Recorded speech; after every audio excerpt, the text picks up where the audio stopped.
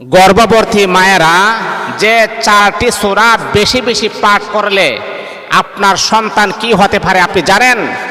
এই বিষয়ে আপনাদের অবগত নাই, এই বিষয়ে আপনারা অনেকে জানেন না।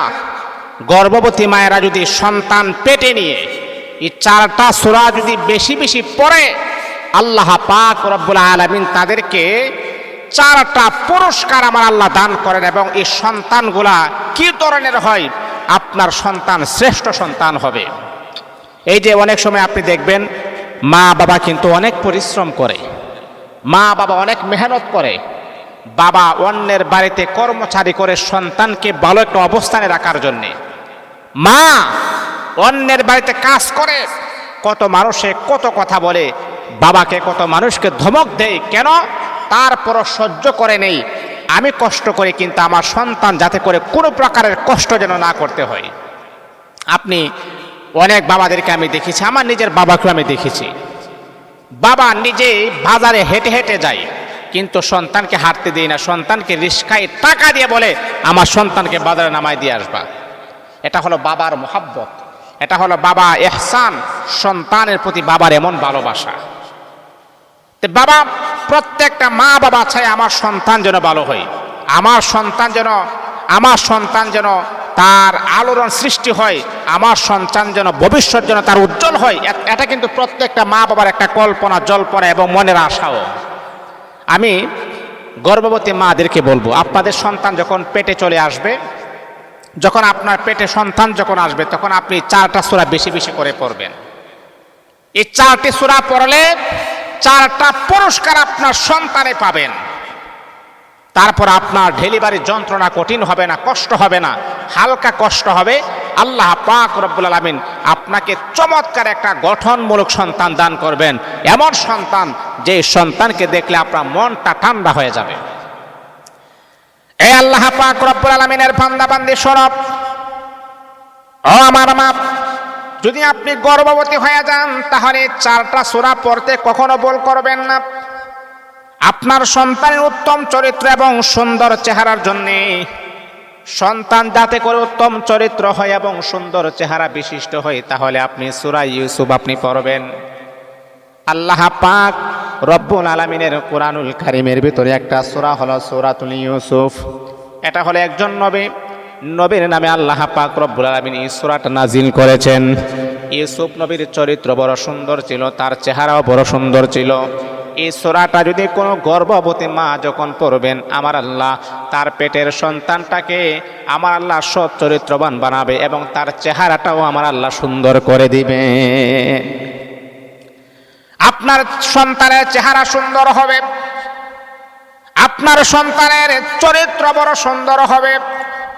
অনেক সময় দেখা যায় সন্তানের চেহারা সুন্দর কিন্তু তার চরিত্র সুন্দর না, তাহলে কিন্তু বাবা মা আপনাদের বিরুদ্ধে অনেক বিচার হবে, এমনকি আপনাদেরকে মানুষ খারাপ খারাপ গালিগালাজ করবে, কেমন সন্তান জন্ম দিয়েছো, তোমার সন্তানের চরিত্র ভালো না।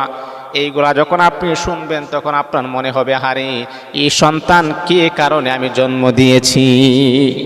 এই জন্যে মা বাবাদেরকে আমি বলবো, বিশেষ করে মাকে আমি বলবো, মা সন্তান যখন পেটে আসবে সন্তানের চরিত্র যেন সুন্দর হয়, চেহারা যেন সুন্দর হয়, বেশি বেশি করে সূরাতুল ইউসুফ আপনি পড়বেন। এটা হলো 1 নাম্বার। 2 নাম্বার হচ্ছে সন্তান জন্ম সহজ এবং বরকতময় যেন হয়, আপনি সূরা মারইয়াম আপনি তিলাওয়াত করবেন। সন্তানের জন্মটা যেন সহজ হয় এবং সন্তান যাতে করে বরকতময় হয়, সন্তান যাতে করে কি হয়, বরকতময় হয়। আর সন্তানের ভূমিষ্ঠটা যেন সহজ হয়, সন্তান পৃথিবীতে আসবে এটা যেন সহজ হয় এবং সন্তান যেন বরকত নিয়ে আসে, এটার জন্য আপনি সূরাতুল মারইয়াম আপনি তিলাওয়াত করবেন। আল্লাহ পাক রব্বুল আলামিন আপনার সন্তানটাকে আমার আল্লাহ গুণবতী সন্তান বানায় দিবেন, বরকতময় সন্তান বানায় দিবেন, সৌভাগ্যশীল সন্তান বানায় দিবেন। এই জন্য সূরাতুল মারইয়াম আপনি করবেন। 3 নাম্বার হলো সন্তান মেধাবী হবে, সন্তান জ্ঞানী হবে। যদি আপনি আপনার সন্তানকে পেটে নিয়ে যদি সূরাতুল লোকমান যদি আপনি তেলাওয়াত করেন, গো মা, ও আমার মা, আপনার সন্তান পেটে আছে, পেটে থাকা অবস্থায় যদি আপনি সূরাতুল লোকমান যদি আপনি তেলাওয়াত করেন, সন্তান জ্ঞানী হবে, সন্তান মেধাবী হবে। আল্লাহ পাক রব্বুল আলামিন সূরাতুল লোকমানের ভিতরে এমন কিছু আলামত আমার আল্লাহ রেখে দিয়েছেন। গর্ভবতী নারীরা যদি সূরাতুল লোকমান পড়ে, আমার আল্লাহ গর্ভের সন্তানটাকে মেধাবী বানায়া দিবে।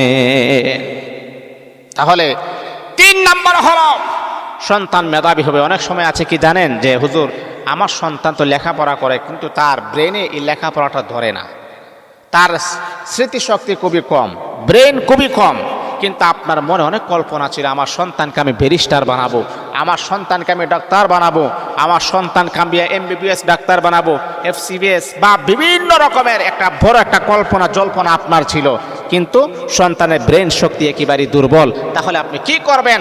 মা সন্তানের ব্রেন শক্তি প্রখর হবে, তার বিদ্যা জ্ঞান অনেক ভালো হবে, দাঁড়ানো হবে, তাহলে আপনি সূরাতুল লোকমান আপনি তিলাওয়াত করবেন। সূরাতুল লোকমান যদি আপনি পড়েন গমা, সন্তান জ্ঞানী হবে, সন্তান মেধাবী হবে। তাহলে কখনোই আপনি মিস করবেন না আপনার সন্তান ভবিষ্যৎ যাতে করে উজ্জ্বল হয়, তাহলে আপনি গর্ভধারণ অবস্থায় আপনি সূরাতুল লোকমান পড়বেন। 4 নাম্বার হলো সন্তান এবং শান্তি এবং কল্যাণের জন্য আপনি সূরাতুল ইনশিরাহ পাঠ করবেন। শান্তি এবং কল্যাণের জন্যে, আপনার সন্তানের সফলতার জন্যে, আপনার সন্তানের কল্যাণের জন্যে, আপনার সন্তান পেটের মাঝে আছে আপনি সূরাতুল ইনশিরাহ যদি আপনি পড়েন, আপনার সন্তানের শান্তি এবং কল্যাণ